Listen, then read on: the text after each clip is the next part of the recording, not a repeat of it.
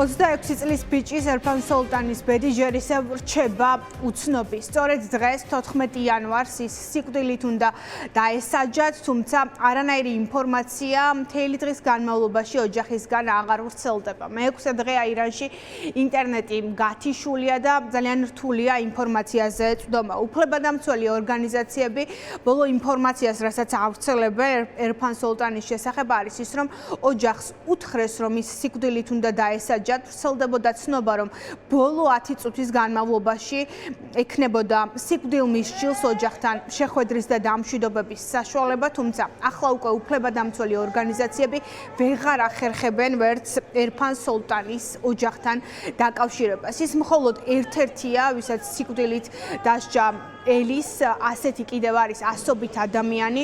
ირანის რეჟიმი ახლა დაჩქარებულად ცდილობს ამ პროცესის წარმართვას. საერთაშორისო მედია აქტიურად წერს იმაზე, რომ ირანი გასამართლებისა და სიკვდილის დასჯის შესახებ დაჩქარებული წესით გადაწყვეტილებების შესახებ აგზავნის სიგნალებს, რადგან საპროტესტო აქციების ჩახშობის შედეგად დაყუპულთა რაოდენობა უკვე გადააჭარბა 2500-ს და ძალიან მკაფიოდ ისმის სიკვდილით დასჯის დაჩქარების შესახებ გზავნილები ირანელი ლიდერებისგან. ასევე Iran International-მა ცოტა ხნის წინ გაავრცელა ინფორმაცია, რომ ირანის რევოლუციური გვარდიის წევრებმა და სამოქალაქო ფორმაში გამოწყობილმა პირებმა აღმოსავლეთ თეირანში მოკლული დემონსტრანტების ოჯახებს მიუვარდნენ, როგორც წერს გამოცემა, თავს დაესხნენ და მოსთხოვეს, რომ დაეკრძალათ ცხედრები ყოველგვარი აჟიოტაჟის გარეშე, ჩუმად და ასევე მოსთხოვეს იმ თანხის გადახდა, რაც სიკვდილმისჯილის ბისთვის იარაღით დაცხრილის შედეგად დასჭირდათ. ძალიან მძიმეა ვითარება ირანში. უფლებადამცველები საუბრობენ მინიმუმ 2571 დაღუპულ მომიტინგეზე. We have learned that Erfan Soltani was arrested on January.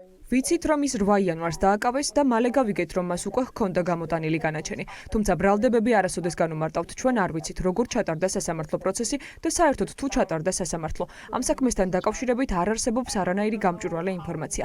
ხელისუფლებამ ოჯახს მხოლოდ ის აცნობა, რომ სიკვდილით დასჯიდნენ. ბევრი ინფორმაცია გავრცელდა იმის შესახებ, რომ მისი ოჯახი ცდილობდა მისვლას იმ ციხესთან, სადაც უნდა აღესრულებინათ ეს განაჩენი, რათა ბოლოს მაინც ენახათ იგი. თუმცა მისი ოჯახისგან გუშინდელი ღამის შემდეგ აღარაფერი გაგვიგია. 2000-ზე მეტი ადამიანია მოკლული. გვაცნობეს ცნობები ალი ხამენეის განცხადებებიდან, სადაც ის საუბრობს შედეგებზე, ჩვენს ღირებულებებზე და იმუქრებიან, რომ დაკავებულებს წაუყენებენ მძიმე ბრალდებებს. მათ შორის მოჰარებეს მუხლით, რაც ითარგმნება როგორც ღმერთის წინააღმდეგ ომის გამოცხადება და სიკვდილით ისჯება. ამერიკასა და ირანს შორის ახლა დიპლომატიურ დონეზე ურთიერთობა გაწყვეტილია. ყატარში ამერიკის საჰაერო ბაზის სამხედრო მოსამსახურეებს მოსთხოვეს, რომ დღის ბოლომდე უნდა დაეტოვებინათ ბაზები.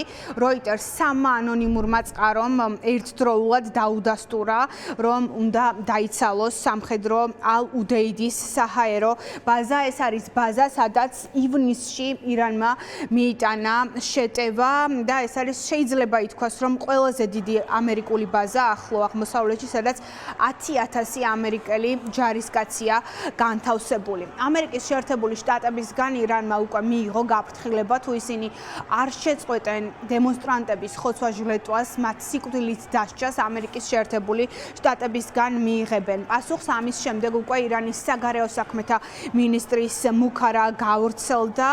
ბოლოს ტვიტერზე გავრცელებულ განცხადებაში ის ისრაელს და ამერიკის შეერთებულ შტატებს ადანაშაულებს, რომ ისინი აფინანსებენ პროტესტს, რომელიც მიმდინარეობს ირანში და პრეზიდენტმა ტრამპმა უნდა იცოდეს ახლა თუ საით მიმართოს პროცესი მკვლელობების შესაჩერებლად.